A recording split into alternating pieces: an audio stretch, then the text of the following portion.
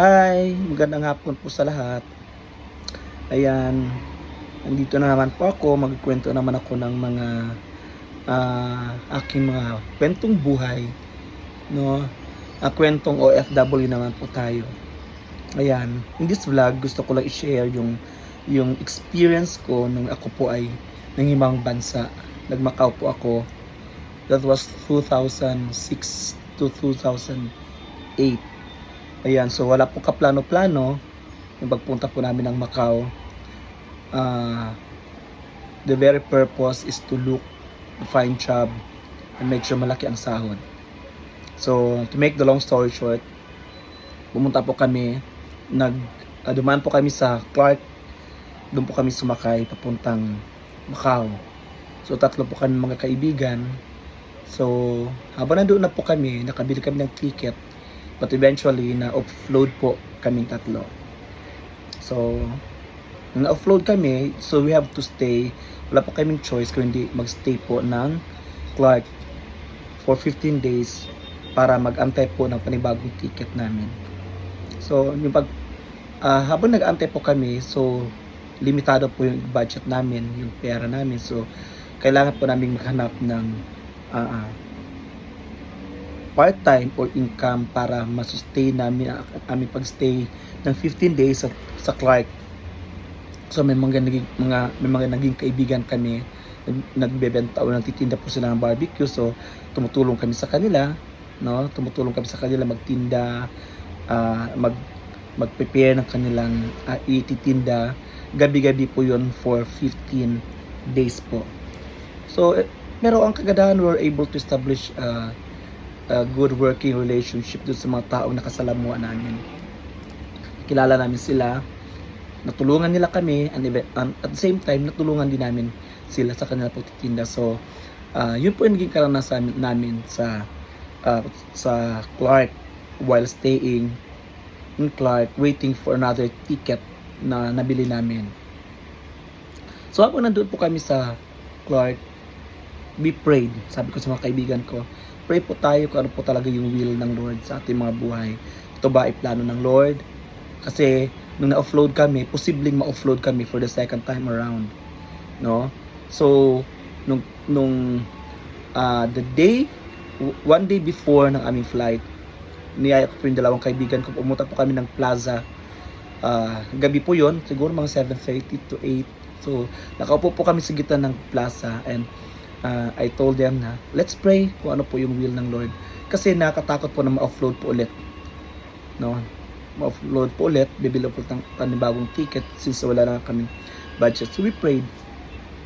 Ang prayer namin na, Lord, hindi na kayo ma-offload, matuloy po yung travel namin, at pagdating po ng immigration na wala pong maraming tanong or question or yung mai-interrogate kami kung anong gagawin naman sa Macau, may titirahan ba kami doon, ano ang flight, may ticket kami pabalik, kasi yun po yung normal na tinatanong sa amin.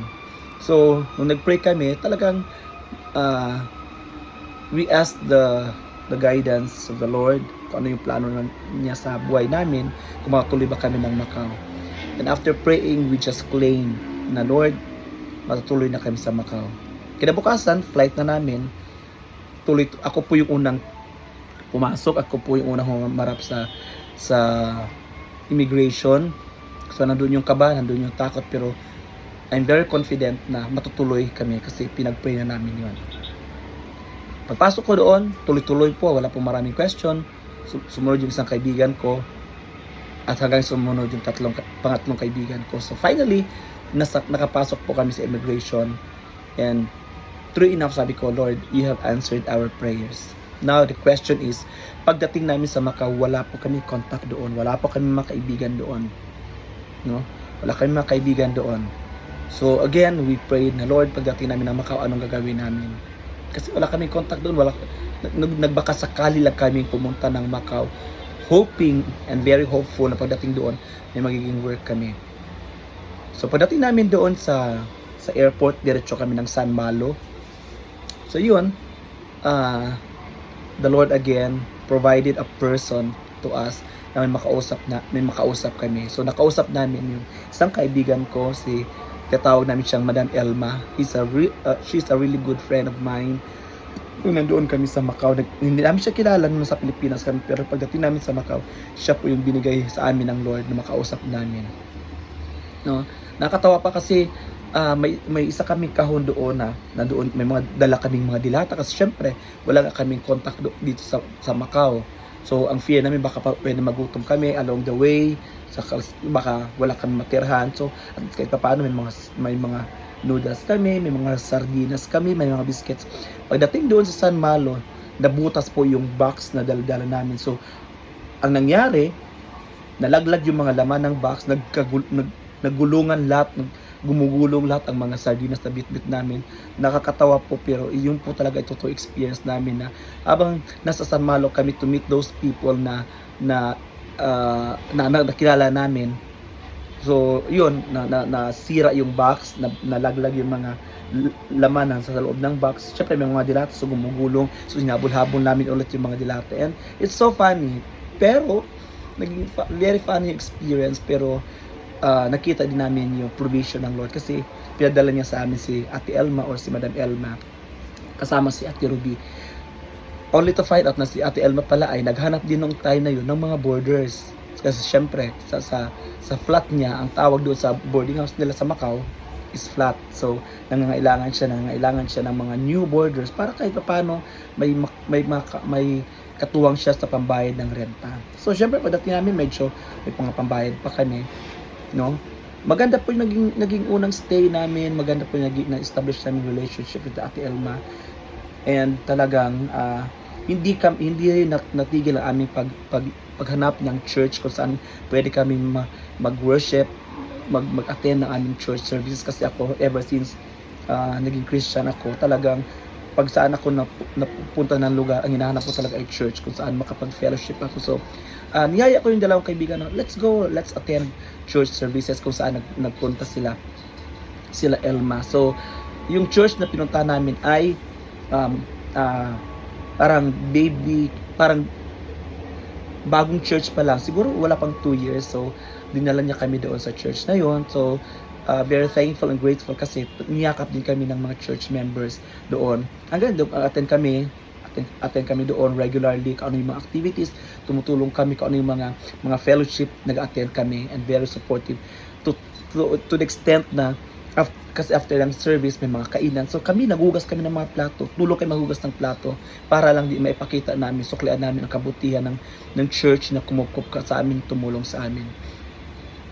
So ngayon, pagdating po ng 30 days na wala pa kami trabaho, so kailangan mo mag-exit, lalabas ka ng Macau kasi o hindi, mag-overstay ka, pwede kang ma-deport, pwede kang hulihin, pwede kang ikulong. So wala kaming choice kundi mag-exit kami sa China, and we have to stay there for 30 days until such time na makabalik ulit kami ng Macau. Kasi pag nakompleto mo yung 30 days sa China, sa stay mo sa China, babalik ka ulit sa Macau, tapos tatatakan ka ulit, bibigyan ka ulit nila ng visa.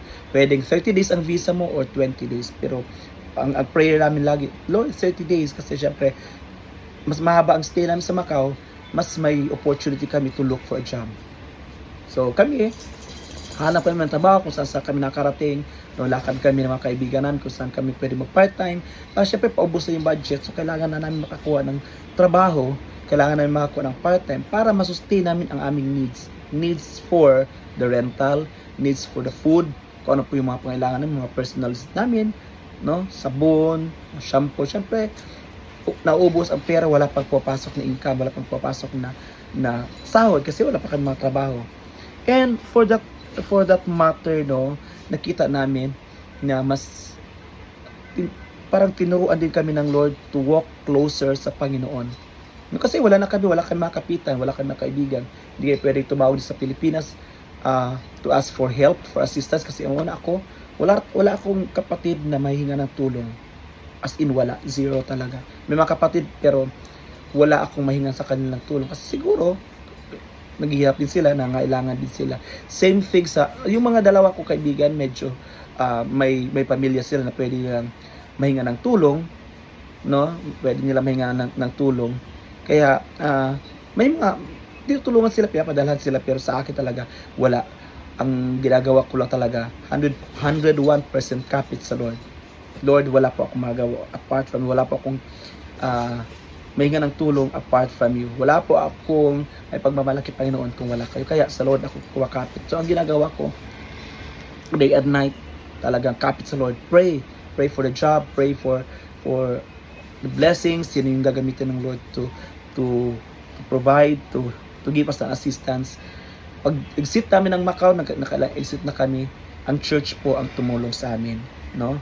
Yung church po na ina-attend na namin doon sa Macau, tumutulong sila para mabigyan kami ng visa. Pero grabe po yung prayers namin, no?